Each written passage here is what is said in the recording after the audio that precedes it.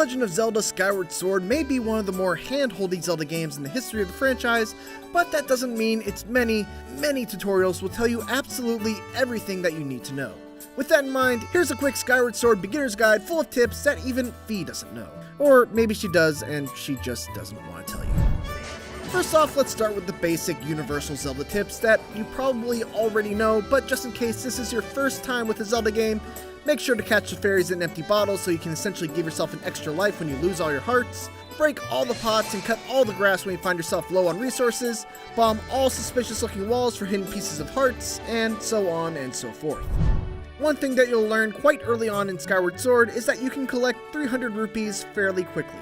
And once you hit that threshold, any rupees you collect after that might as well be thrown in the trash because they don't get added to any sort of rupee savings account. So make an investment early on and get a bigger wallet.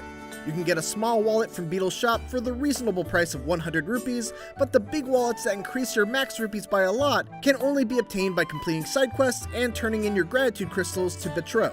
We'll get to him later.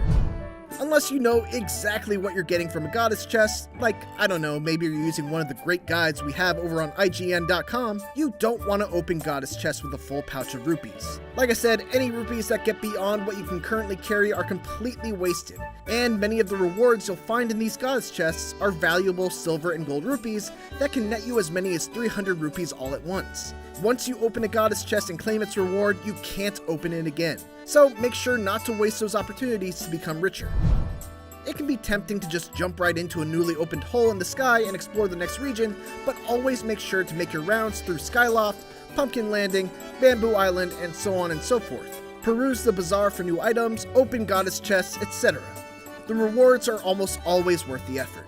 Along those lines, once you do complete a side quest, remember that you need to turn in your gratitude crystals to Betro, who is an NPC that appears after you complete the Lost Child side quest. You can start this mission right after completing the first major dungeon, and it is triggered by talking to Rhina after you leave the courtyard in Skyloft. You'll bounce from Skyloft to the Lumpy Pumpkin and back again in order to discover a hidden entrance in the graveyard that will take you to Betro's hideout.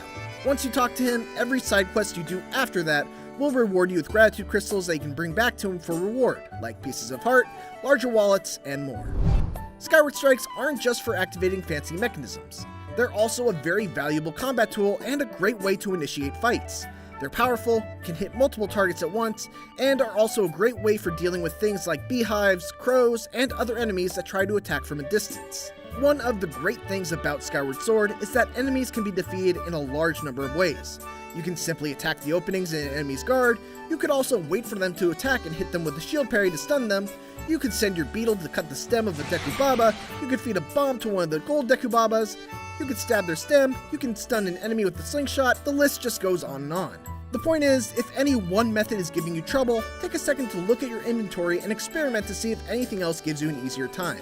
Enemies in Skyward Sword are deliberately designed to be able to block random wild sword attacks. Not to mention, you're probably just gonna tire yourself out. If you're trying to force an opening in Bokoblin enemies, you typically can if you swing left and right in a steady rhythm. But if you're just swinging your sword all willy-nilly, you're gonna get blocked more often than not.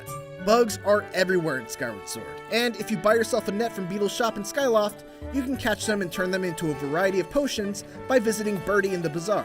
Healing potions in particular are extremely valuable because while hearts aren't all that hard to come by, they have a bad habit of being nowhere in sight when you need them the most. And that should do it for a beginner's guide to Skyward Sword. Thanks for watching, and for more Skyward Sword HD, make sure to check out our full review along with our explainer of how the game works without motion controls. And for everything else, keep it here on IGN.